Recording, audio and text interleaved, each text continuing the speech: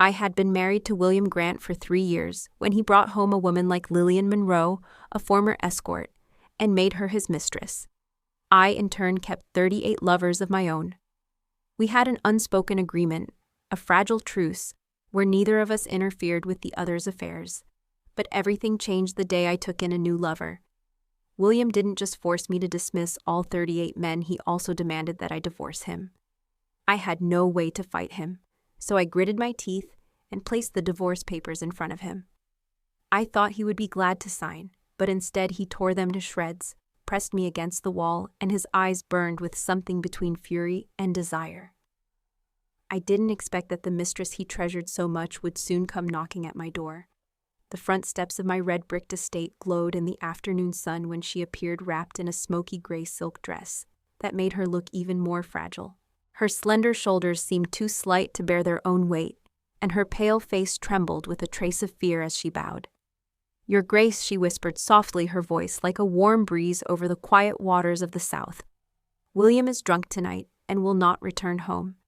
I feared you might worry, so I came to tell you." I finally understood why he had been willing to sacrifice his reputation for her. Every word, every look from her carried a calculated gentleness. Before I could speak, one of my attendants snapped matters between His Grace and Her Highness are theirs to discuss. "Who are you to speak so freely? Get out of her sight before you stain it." Lillian's hands trembled, but she lifted her chin. "It's true I overstepped, but—" Her voice faltered. This woman was nothing more than a mistress daring to stand in my doorway to tell me my husband would be sleeping in her bed tonight. It was a public slap in the face. I gave her a cold smile. "If I had you beaten to death right here, do you think your William would come to save you?" Her complexion went chalk white, her teeth clenched, but she said nothing. I stared at her for a long moment. Once the woman William loved had been the one I hated most. I had burned with rage that in his eyes an heiress like me was worth less than a courtesan. Because of her, he and I fought until there was no turning back. Now seeing her grovel before me, I almost laughed at how much dignity I had thrown away over someone so unworthy. Just as I opened my mouth, she dropped to her knees with a thud, bowing so hard that her forehead split open. "I have offended you, Your Grace. I deserve to die 1,000 times over." I froze at the sound of William's voice behind me, sharp with anger. "Charlotte, what are you doing?" He still smelled faintly of whiskey as he strode inside, dressed in a crisp white shirt with the elegance of a man who knew his beauty. Though his eyes were cold and distant, he lifted Lillian up, his expression etched with both disdain for me and pity for her. "She's just a fragile woman.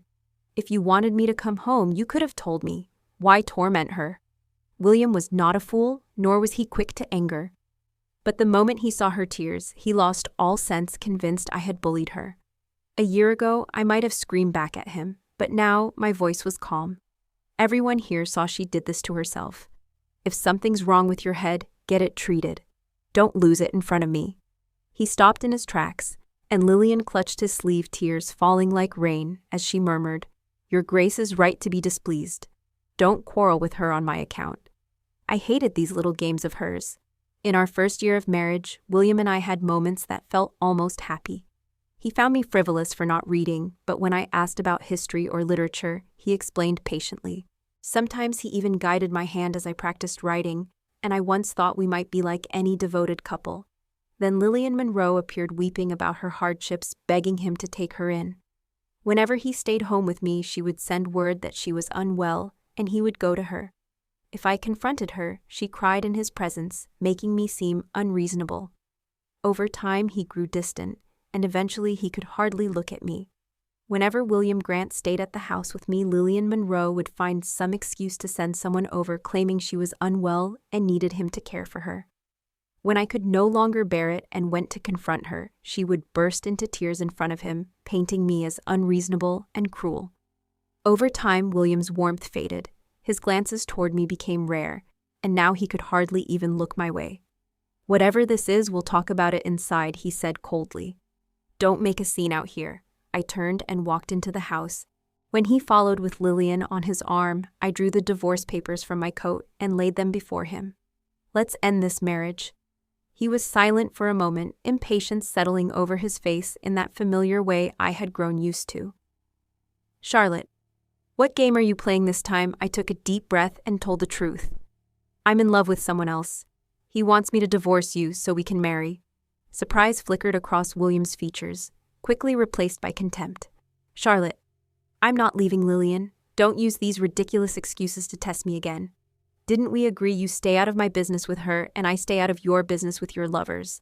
Are you going back on your word now? He still believed I couldn't let go of him, convinced I was clinging out of obsession. I kept my voice steady. This time, it's real. If we divorce, Lillian will no longer have to live as a mistress. You can marry her openly. Isn't that what you want? I saw a flash of joy in Lillian's eyes as she tugged gently at his sleeve, but William ignored her and frowned. Can you stop creating drama? You'll ask for a divorce now, and later, you'll be on your knees begging me to stay. Charlotte, how many times do you need to perform the same act? He wasn't wrong. I had threatened divorce more than once, each time in the heat of a fight. After he agreed, I would cry and plead for him to stay. Once in a moment of desperate fear, I had even knelt before him. I was the daughter of Kingston and Margaret Hayes, a woman who had never bowed to anyone. Yet I lowered myself for him. And still he had walked away, leaving me alone on the floor. Looking back, I see now how foolish I was. For Lillian, I wept, I raged, I even threatened my own life. I threw away every shred of dignity I had, all in the hope that William might turn back to me. Night after night, I sat beneath the canopy of my bed, imagining what the two of them were doing while I cried alone. Eventually, my heart shattered, and I understood William would never love me.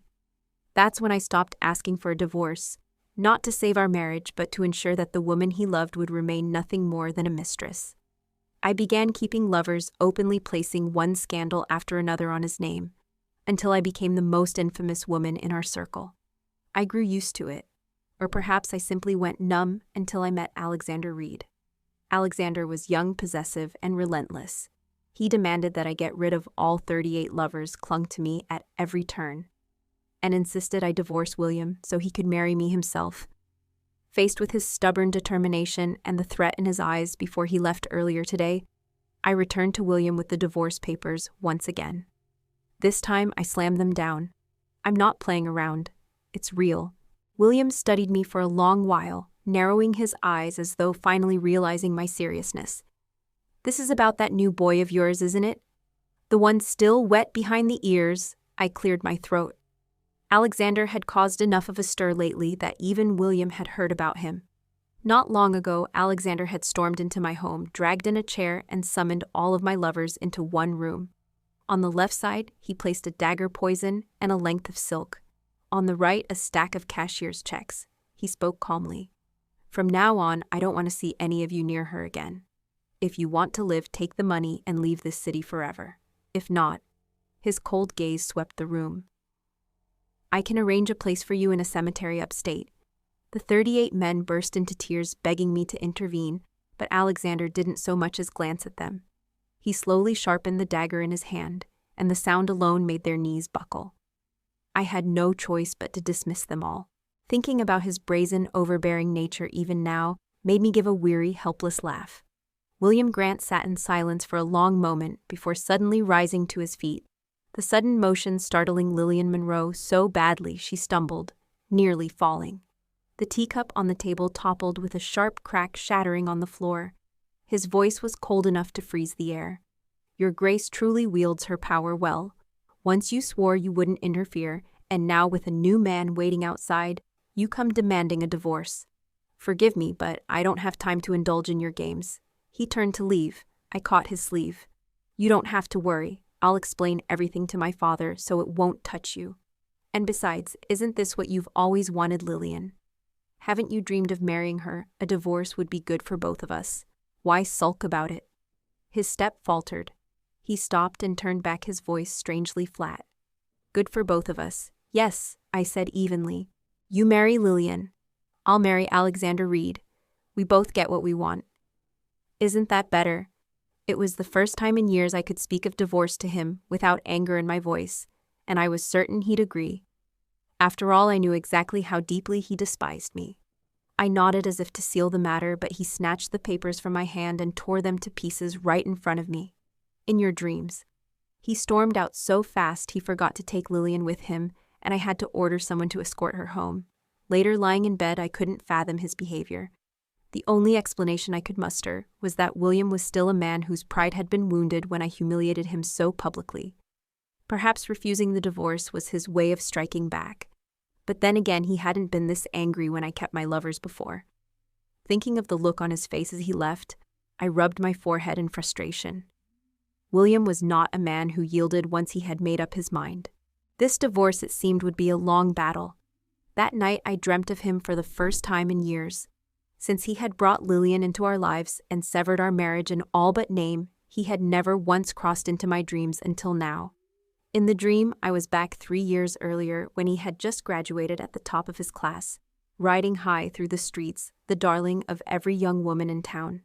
But to me, such men appeared every few years. I hadn't paid him much attention until the night of a garden party, hosted by my half-sister Sophia Hayes, who had always envied the affection our parents showered on me. That night, in a fit of malice, she announced that everyone present must compose a poem on the spot. I had never cared for books or study, and poetry was far from my reach. In front of the city's most esteemed guests admitting I couldn't write a verse would have been humiliating. Out of the corner of my eye, I saw William and signaled for help. He glanced at me once expressionless, then turned away. I assumed he would ignore me, but moments later, a slip of paper landed on the table before me. His handwriting was a revelation, elegant, bold, utterly unlike the coldness he showed me. The poem was something I could never have crafted in a lifetime. My heart leapt as I turned to look at him, but he wasn't looking at me. Standing under the glow of lantern light, surrounded by people, he still seemed apart from them all, a lone figure somehow untouched by the warmth around him. In that moment, my heart skipped a beat. When I returned home, I begged my father to arrange our marriage. At first, my father refused. William's family were respectable, but ordinary, with no political ties, and he feared a union between us might turn sour if William's heart was unwilling. Eventually, worn down by my persistence, he sent envoys to sound out the grants. They accepted, eagerly celebrating as if they had won the lottery. I took that as proof William agreed. I didn't learn the truth until later. His heart already belonged to a woman, a courtesan, who had helped him in his leanest years. He had promised to return for her once he had secured his future. But his family saw marriage to me as the honor of a lifetime. A courtesan to them was unworthy of their son. So they hid the truth, and when the marriage was set, William's warmth toward me was cold from the very first day. Still, I believed I could win him over. I cooked for him myself, though he would not taste a drop. I waited at the gate each day for his return, hoping for a few words, but he always said he was too busy and shut himself away in his study. Every gift I offered, he returned politely, telling me he needed nothing. Every gift I ever offered William Grant, he returned with polite indifference, saying he needed nothing. Over time, his edges softened, and I began to believe that perhaps I had finally reached him, that my patience might melt whatever ice had encased his heart. Then one evening, Lillian Monroe came to me in tears, claiming a client had assaulted her, and she no longer wished to live. Before she died, she said she only wanted to see William once more. That night, he took her away in his arms and never returned. The next day, he freed her from her debts and bought her a house outside the city. From then on, his visits home became rare. I wept, I raged, I smashed everything in my rooms, and even pressed a shard of porcelain to my own throat, demanding that he send her away. He only glanced at me cold and unblinking before walking out without a word. In that moment, I finally understood his heart was not an unyielding stone I had failed to shape. It had simply never belonged to me. One morning, a maid quietly announced that the heir to a powerful political family was waiting outside to see me. My head ached at the thought, but I dressed and went to the front hall. There sat Alexander Reed, sipping tea as though he owned the place. His red shirt caught the light, his black hair-framed eyes sharp enough to cut, and his smile had the sly allure of a fox from a half-believed story. So he asked casually, "Have you divorced him yet?"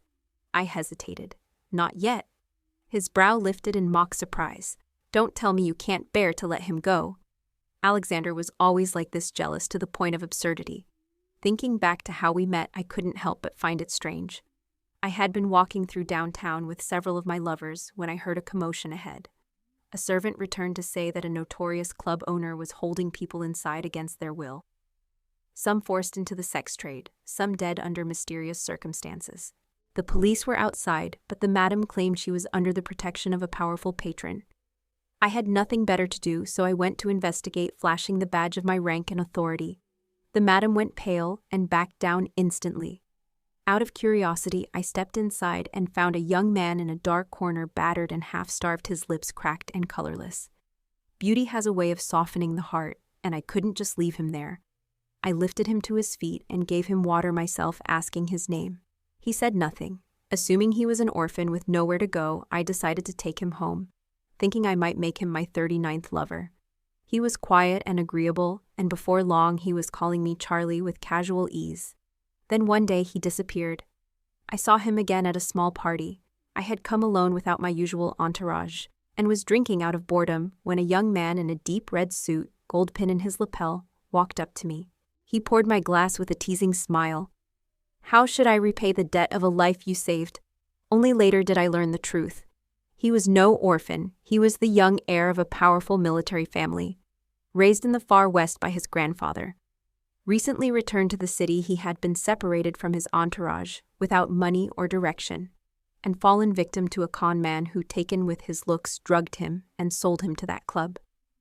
Alexander had fought fiercely, injuring several of his captors, but the drugs in his system left him outnumbered and overpowered until I appeared. Hearing his story, I couldn't help but feel protective.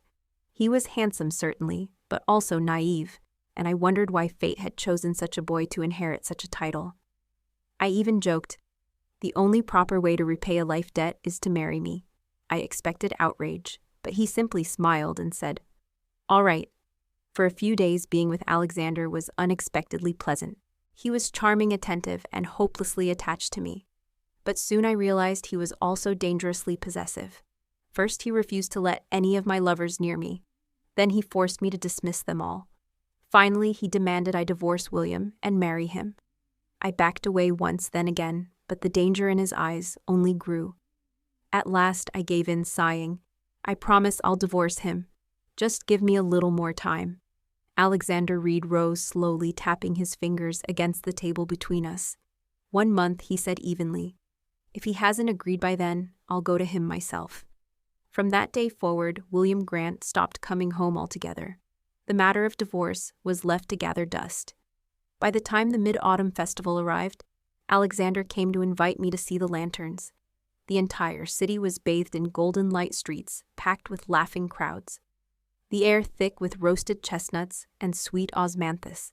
We stopped at a vendor's stall where he picked up a fox mask and held it to my face, then replaced it with a fearsome demon mask, then finally set a white fox mask upon his own head. Tall and striking, he drew the glances of passing women and girls, their eyes lingering longer than was polite. Annoyed, I reached up to swap his mask with mine. "Give me that one. You take this." But he only smirked, and using his height, kept it just out of reach. I was about to protest when his movements stilled. Following his gaze, I saw William standing a short distance away, under the glow of lantern light, dressed in pale blue. Beside him, as always, stood Lillian Monroe. His expression was unreadable, but his eyes were locked on me. The smile I'd been wearing faded.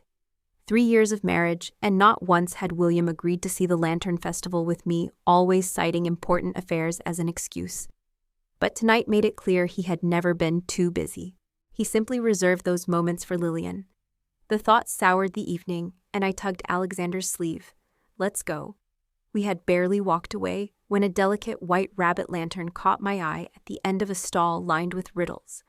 Crafted from fine white jade, its eyes sparkled with ruby, its tassels strung with pearls that shimmered under candlelight. My breath caught. It was almost identical to one my mother had made for me before she passed away. I had been a child then, begging to see the Lantern Festival, but my grandmother, stern and unyielding, forbade any prince or princess from leaving the palace. So my mother crafted a small paper rabbit lantern for me, instead its belly glowing from a single red candle. I had run through the garden with it, my laughter echoing under her gentle gaze. Not long after she was gone, and that lantern became the last gift she ever gave me. No matter how I tried to preserve it, time reduced it to dust. Now, seeing one so like it, my chest tightened. I tugged Alexander's sleeve. "I want that lantern. Will you get it for me? He agreed without hesitation, but the stall owner refused to sell it outright, saying it was the prize for solving all the riddles posted along the counter. Alexander's expression faltered, and he leaned closer to whisper, "Charlie, I've never been good at riddles." Like me, Alexander had no taste for books. Raised in the frontier, he had been trained for battle, not poetry and wordplay. Still, his eyes sharpened. "I'll do my best." To my surprise, he solved several in a row, moving us quickly toward the goal. But the final one stumped him completely. A pair of jade teeth gazed together. Two concubines once wept their sorrow soaking the marks. Neither of us had heard the verse before. We looked at each other baffled. Then a voice smooth and calm spoke beside us. "Chopsticks." I turned to see William, who must have arrived quietly staring at the rabbit lantern as though neither Alexander nor I existed. My jaw tightened. Of course he had been the top scholar in the nation. Against his wit, Alexander didn't stand a chance. I lowered my voice. "William, that lantern is nearly identical to the one my mother left me. Win it for me, and I'll trade you something else in return." In the palace, treasures were endless, but this was about meaning, not value. Before he could reply, Lillian's voice slipped in, soft and smiling. "Your Grace, I love that lantern too. Why don't we see who's better at the game?" I was ready to snap at her, but William had already turned to the stall, answering every riddle in one unbroken breath. The crowd around us burst into applause, the vendor grinning as he handed the rabbit lantern to William Grant. "You truly are a man of great talent, sir. This lantern is yours." I opened my mouth to bargain with him, but William didn't even look my way. He simply took the lantern and walked off without a word. My jaw tightened. "Shameless pair," I muttered under my breath. The moment the white rabbit lantern was gone, all my interest in the festival faded. Alexander Reed must have sensed my disappointment because he pointed toward a tall tower in the distance. "Charlie, do you like that one?" he asked, his eyes alight. "I'll get it for you." I followed his gesture upward and saw it, a magnificent lotus lantern hanging from the very top of the tower. Each petal was inlaid with shimmering blue gemstones that caught the light like fragments of the sea. It was easily the most exquisite lantern in the entire festival, and also the hardest to claim. To win it, one had to leap to the top of the tower using martial skill, then fend off all challengers in midair. I hesitated. "It's not worth getting hurt over a lantern," I said. But Alexander only smirked. In the next instant, a rush of wind swept past me. He had already launched himself from the wall, flying upward. Others had their eyes on the same prize and leapt to meet him, but Alexander didn't draw his blade. Instead, he flicked open a painted folding fan, batting away one attacker with a graceful sweep, then kicking another off the tower's edge. Each time his fan moved, another opponent plummeted. Step by step, he ascended until the tip of his boot touched the lantern's frame. The crowd roared in approval. Girls nearby gazed at him with wide, sparkling eyes. One even blushed. Under their adoring stares, Alexander descended lightly, lotus lantern in hand, and placed it in mine. In the glow of the festival, his eyes gleamed like polished obsidian, his smile warm enough to unsettle my pulse. "Mission accomplished," he said. I returned home in high spirits, clutching the lantern. But before entering my room, I stopped him. He had urgent matters to attend to and couldn't stay the night, so I went back alone. I hadn't expected William to be there. Shouldn't he be with Lillian Monroe? His expression was almost playful, a faint curve on his lips. "What's wrong? Did your Mr. Reed fail to win you a lantern?" he asked, clearly here to gloat. As if stealing my rabbit lantern for Lillian hadn't been enough, he'd come back just to rub salt in the wound. Without a word, I drew the lotus lantern from my sleeve and held it up. "So what if you're good at riddles? This is the most beautiful lantern in the capital. Alexander got it for me himself." William's face shifted, his expression darkening. "Leave," I said flatly. "I want to rest." I set the rabbit lantern carefully on the shelf and turned my back on him. Since the day we'd married, we had never once shared a bed. I'd always suspected he was saving himself for Lillian. There was a time I'd tried everything, nearly resorting to slipping something into his drink to force him to spend a night with me. But now, the very thought disgusted me. He didn't move. After a long silence, he said suddenly, "I'll sleep here tonight." I stared at him. "Are you insane? Lillian's waiting for you at home." He casually removed his outer robe. "We're husband and wife. Sharing a room isn't wrong." My pulse spiked, not from him, but from panic. Alexander would be back any moment. He'd only gone home to fetch a few things. With his temperament, if he walked in and found William in my bed, the entire princess's residence would be in ruins before dawn. William's face grew stormy.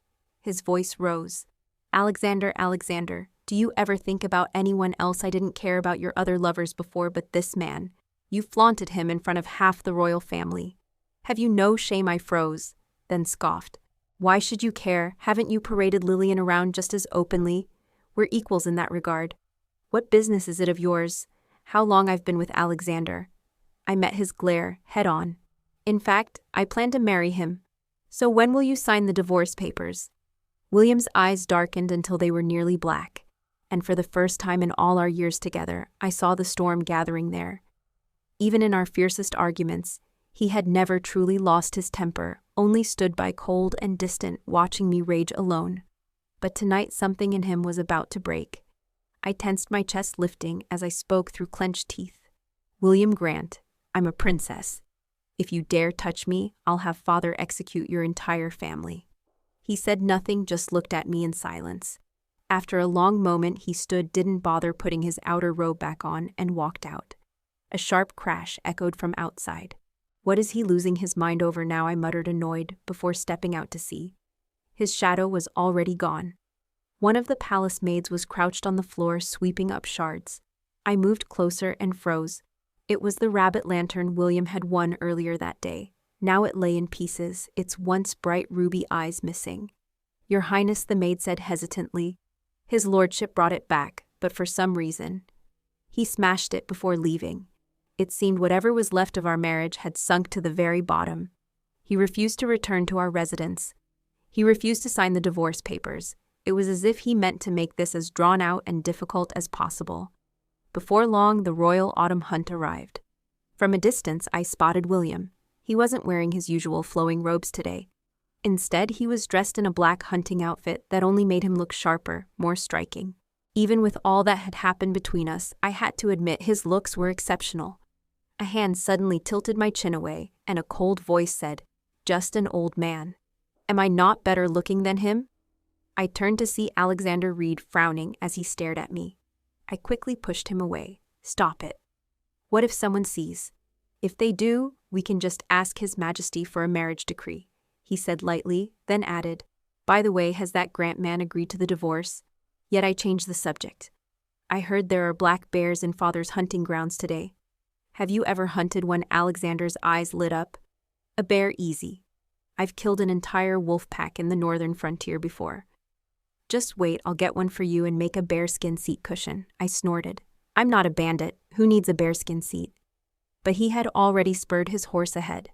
The excitement was infectious, and I urged my own horse to follow.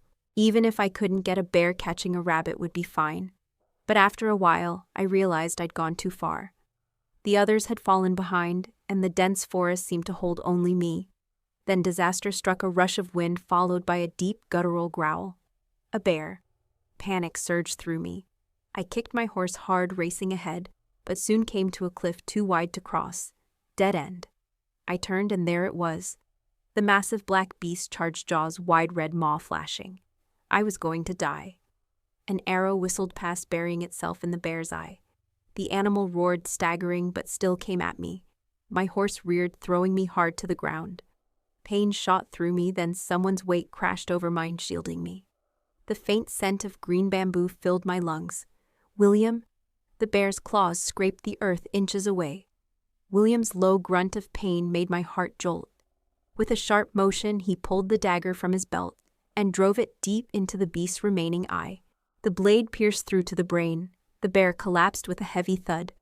William slumped forward, his body pressing against mine. I tried to push him off, but when I touched his arm, my fingers came away wet and hot. Blood. We had no idea where we were. We called for help until our voices grew hoarse, but no one came. His wound was bad, deep, and bleeding. Fortunately, he carried medicine with him, enough to staunch the flow for now. That night, we found a cave for shelter.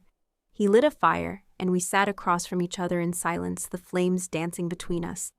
After a while, I asked softly, "Why did you save me?"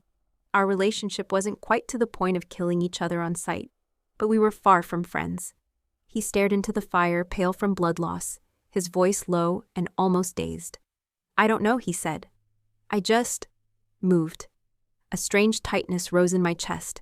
Since the day I'd demanded a divorce for Alexander's sake, William had been different. The air between us now felt oddly unsteady. Night fell and the cold crept in. I pulled my knees close to my chest. Seeing this, William shrugged off his outer coat and draped it over my shoulders. I shook my head. "No, you're hurt.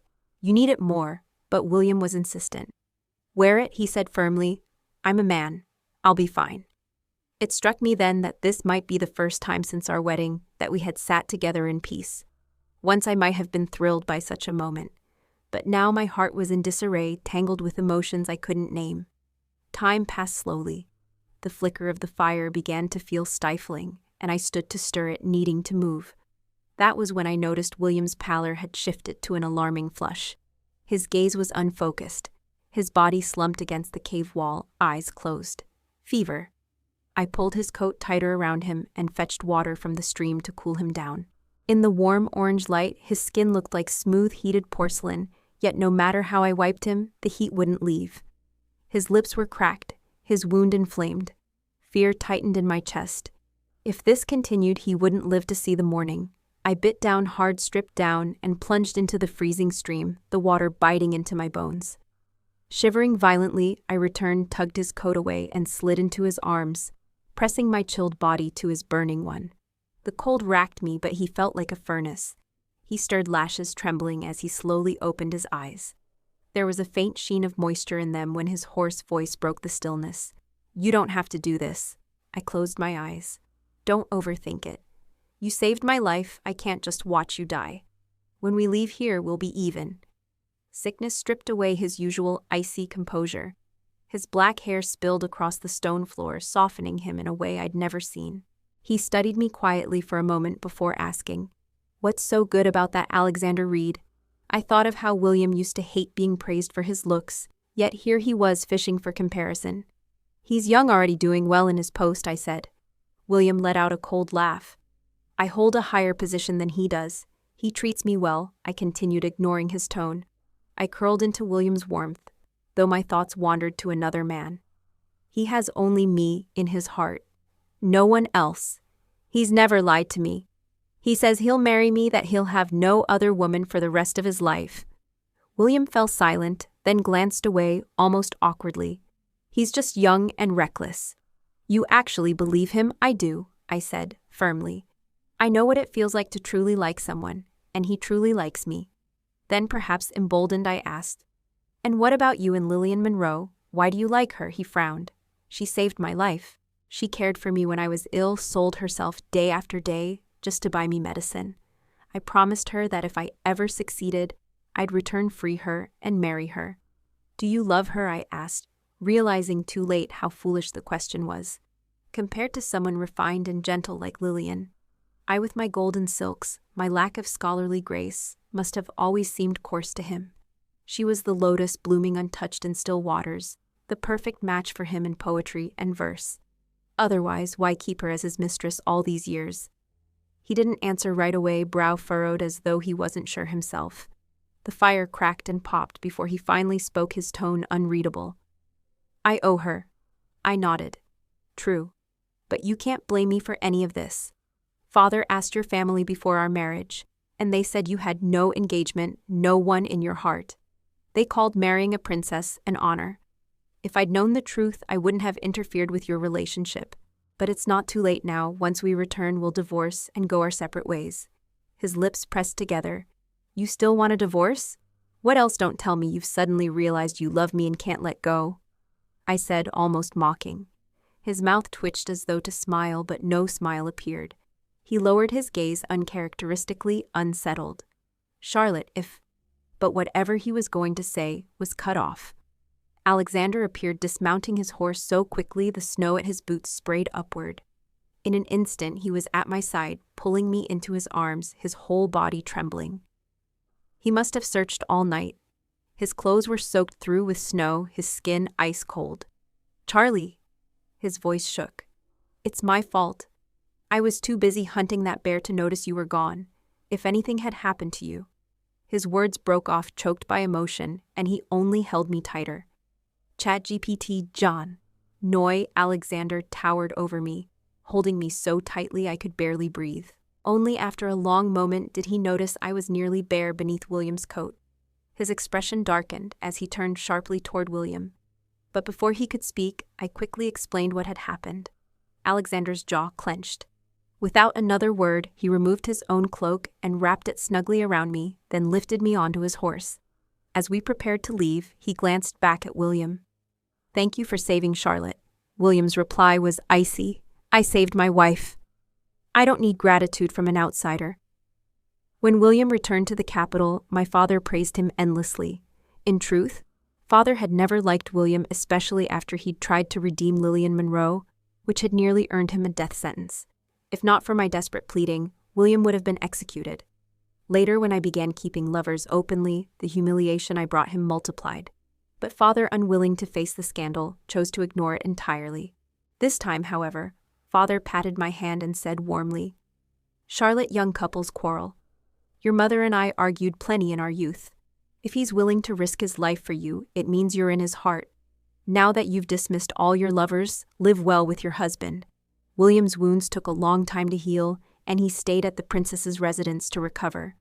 Lillian sent people to visit many times, but strangely, William refused to see her. Instead, he began appearing in my chambers more often. That night he arrived again. The faint scent of wine lingered on him, though he'd only recently recovered. I frowned. "You shouldn't be drinking." Surprisingly, his usual stubbornness was absent. He simply nodded. That more than anything made me suspicious. He sat at the table, the candlelight swaying in the draught shadows, softening the lines of his face.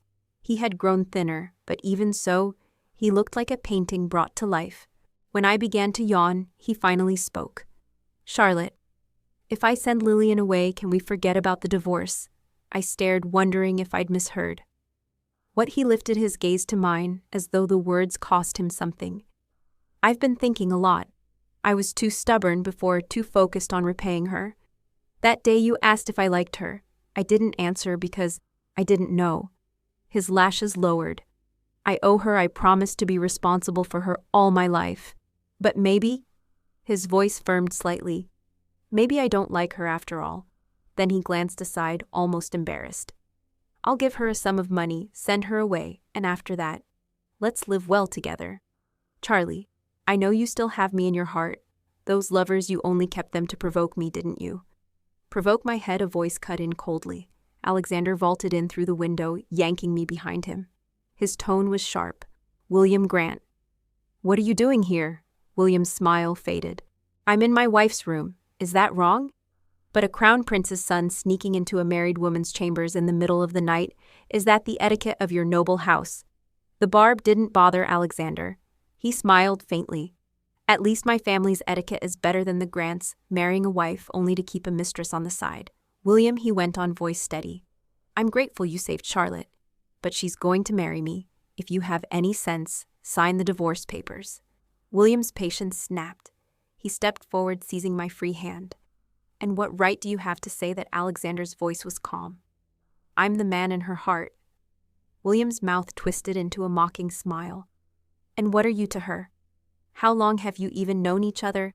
We've been married 3 years. She's loved me for 3 years. Do you think you're any different from the lovers before you? You'll just be another toy she tosses aside when she's bored." Alexander's eyes darkened. Without warning, he struck his fist, connecting squarely with William's jaw. William, still weak from his injuries, staggered back 2 steps, wiped the blood from his lip, and laughed a sound that rang with both scorn and challenge. "How long can you love her, Alexander? And how long can she love you? You're nothing to her. Just a distraction for when I'm not around." Alexander's face darkened so deeply it looked as though it could spill ink. I shoved William's hand away, my voice sharp. "Enough. Alexander is not a toy, and he is nothing like the men I kept before. He is the man I love." William froze. For a long moment his lips twitched as though he might smile, but no sound came. Then he jerked his hand free, turned, and strode out of the room without another word.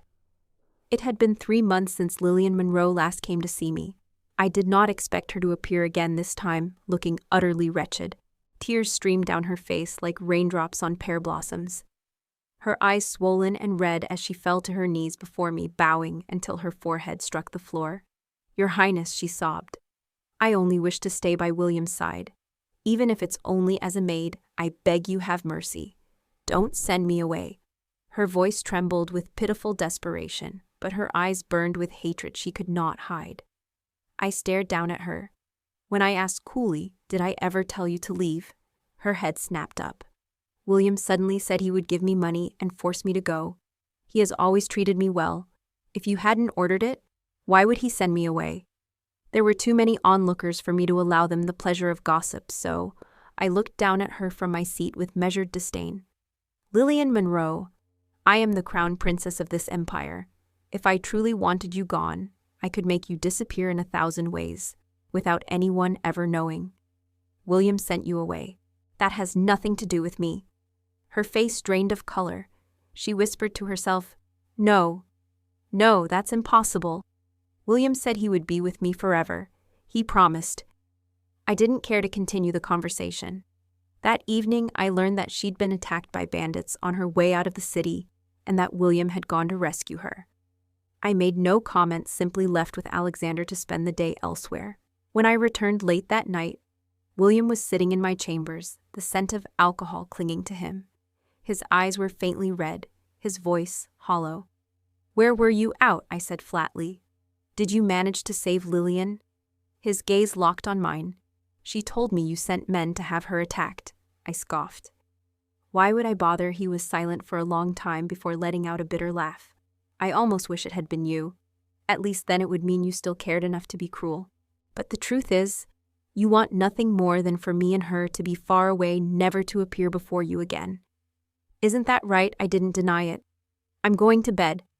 It was an unspoken command for him to leave, but he stayed, his voice low. "Charlie, today is my birthday." I froze, only then realizing he was right. In the past, I would have spent months preparing, racking my mind to find the perfect gift for him. Now I had forgotten entirely. He studied me. "You were with him, weren't you?" I said nothing, my silence admitting everything. His smile was edged with sorrow. "Well done, Charlotte," I bristled. "And what right do you have to say that you kept Lillian as your mistress for years?" He cut me off, stepping forward and gripping my wrist tightly. His voice shook with restrained anger. "Yes, she begged me to keep her. But I told her I wanted to live well with you. I sent her away." I laughed coldly. "And now you tell me this." After 3 years, his hand trembled before releasing me. "Is there truly no saving us?" I turned away. "It's too late. I waited for you for 3 years, William.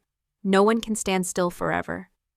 From that day on, William began appearing everywhere Alexander and I went, his presence like a shadow that wouldn't fade. More than once he ruined moments we'd hoped to have alone, driving Alexander to grind his teeth in frustration. One afternoon, Alexander was helping me choose face powder when William appeared behind us, picking up another shade. "Charlotte's skin is as pale as porcelain. This color would suit her better."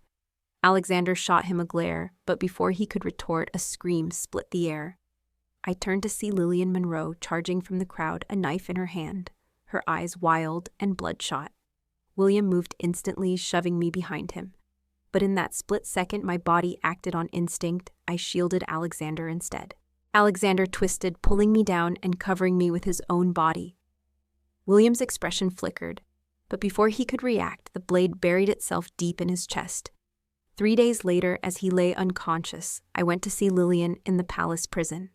The cell was damp and stank of blood. Her body was covered in bruises, her hair matted, her lips split. She lifted her head just enough to look at me, her gaze sharp despite her ruin. One of the guards barked, "How dare you show such disrespect to Her Highness? You're nothing but a prostitute." Lillian laughed low and cold at first, then louder, more frenzied. "So what if you're a princess? William still doesn't love you. Let me tell you, for the past 2 years, he's been with me." She told me he despised me, that he thought I was uneducated, rustic, the kind of woman who only knew how to please him. She said he spent every day with her, promising to marry her, vowing to treat her well for the rest of his life. I arched a brow and asked, "If he truly cared for you so much, Then why did he send you away? Lillian Monroe froze, then lifted her head to glare at me with bitter hatred. Your Highness, you already have everything: noble birth, beauty, parents who love you, every blessing life can offer. Why must you take William too? I have nothing left. He is all I have. I've ruined my body entertaining men to save him to the point where I can never bear children. My love for William is all I have left, and yet you still refuse to leave me even a sliver of life. Do you know how much I hate you? I want you dead. Why were you born with everything while I was born with nothing, and even the only man I have is stolen by you? What does being a princess matter? I want to see if a princess dies like the rest of us when she's stabbed. Her voice dripped with venom, nearly unhinged. I looked at her steadily. Lillian, the story you tell of ruining yourself for him might fool William, who's never been to a brothel, but it doesn't fool me. You were once the star courtesan of the most famous house, and even a single client paid several silver tells for a night. Your money must have piled high over the years. The cost of his treatments and exams would hardly have eaten more than a fraction of it. I had you investigated. Over the years, you've helped 28 other scholars, each promising to marry you after passing the exams. 2 succeeded and turned their backs, the rest were worthless. You're getting older, your customers fewer, and William was your last chance. So you made yourself into a pitiful woman clinging to him, isn't that right? Her face turned ashen, her teeth sinking into her lip as panic flashed in her eyes. You're lying, I gave a soft laugh. Do you think William's a fool? Perhaps he believed you at first, but after all this time, even the dullest man would see the truth. Giving you money to leave was generous. You should have been satisfied. I no longer wished to spar with her. My only goal was to know why she wanted me dead. The interrogators had told me I was her intended target, and only because William stepped in had he been injured. As I stepped out, she suddenly began to sob. How is William? She cried. I didn't answer. I simply turned and walked away. 4 days later, he awoke. He had been unconscious for 7 days, and the injuries he'd already carried were worsened by the stabbing. His skin was pale as paper, his lips tinged blue. My feelings were tangled. He had saved my life, and if he hadn't, I would have been the one lying near death. He said nothing. I didn't know what to say either, and the air between us was heavy. After a long moment, his hoarse voice broke the silence. Charlotte, bring the divorce papers. I'll sign them. And so, we divorced. He resigned from his post, announcing he would wander the world. His family cried and raged, begging him to stay, but he never once looked back. The day he left the capital, I went to the city wall to see him off. Between us, there had always been a step we could not take, a bond that never found its ending.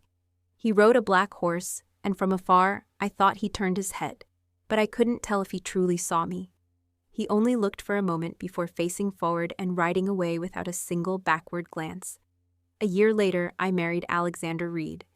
The wait had been long because my father, King Kingston Hayes, was careful. He spent a year investigating Alexander, making sure he had no hidden rescues to repay, no woman in his heart he couldn't have, and no illicit affairs. Only when he was certain did he give his blessing. The wedding filled the capital with red. The procession was so long that by the time the head of it reached the end of the street, the tail had not yet left the palace gates. When I stepped down from the bridal carriage, tradition dictated that Alexander should take a red silk ribbon to lead me inside, just as William once had. Instead, Alexander dismounted from his horse and took my hand directly, his long fingers wrapping firmly around mine. Smiles lit the faces around us. I whispered, "What are you doing?" He smiled. I couldn't wait any longer. A breeze lifted the edge of my red veil, and through the gap, I thought I saw a figure dressed in black standing in the far corner, eyes fixed on me. For a heartbeat, I froze. He looked the same as ever, the man who should have been the one holding my hand. But when I blinked, he was gone. I didn't know if it had been an illusion. Alexander tugged me forward. "Let's go." That lingering gaze stayed with me, warm and heavy, but I did not look back. I only tightened my hold on Alexander's hand, smiled, and said, "Let's go."